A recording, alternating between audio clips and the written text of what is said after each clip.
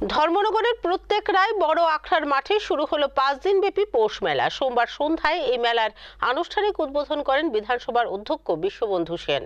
সোমবার বিকেলে ধর্মনগরের প্রত্যেক রায় বড় আখড়ায় মাঠে 5 দিন ব্যাপী 137তম পৌষ মেলার আনুষ্ঠানিক উদ্বোধন করলেন ত্রিপুরা বিধানসভার অধ্যক্ষ বিশ্ববন্ধু সেন। এছাড়া উদ্বোধনী অনুষ্ঠানে অন্যান্য অতিথিদের মধ্যে উপস্থিত ছিলেন বিধায়ক যাদব লাল নাথ, উত্তর ত্রিপুরা জেলা পরিষদের সভাধিপতি ভক্তোষ দাস প্রমুখ। মেলায় সরকারি বেসরকারি মিলিয়ে 153টি স্টল খোলা হয়। অনুষ্ঠানে আলোচনা করতে গিয়ে রাজ্য বিধানসভার অধ্যক্ষ বলেন, কেন্দ্র সরকার সরাসরি কৃষকদের অ্যাকাউন্টে ধান ক্রয়ের টাকা দিচ্ছে, কিন্তু বাম আমলে এই কাজ হয়নি। তিনি আরও উল্লেখ বলেন এর মূল কারণ ছিল কেন্দ্র সরকারকে সরাসরি চিঠি দিয়ে কৃষকদের টাকা খাদ্য দপ্তরে অ্যাকাউন্টে দেওয়ার জন্য বলেছিলেন মানিক সরকার। এর প্রমাণও রয়েছে।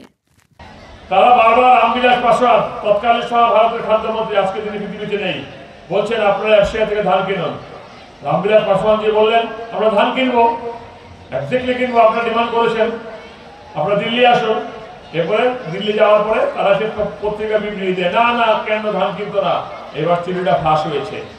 প্রিয় মানিক সরকার, আপনাদের প্রিয় মানিক সরকার, আপনাদের প্রিয় গরিবের নেতা কেন্দ্রীয় সরকারকে চিঠি দিয়েছে এফসিআই ধান কিনুন, বাট পেমেন্ট ডাইরেক্ট বেনিফিশিয়ারি অ্যাকাউন্টে যাবে না, পেমেন্ট আসবে রাজ্যের ফুড ডিপার্টমেন্টে অর্থাৎ সরকারের কোষাগারে।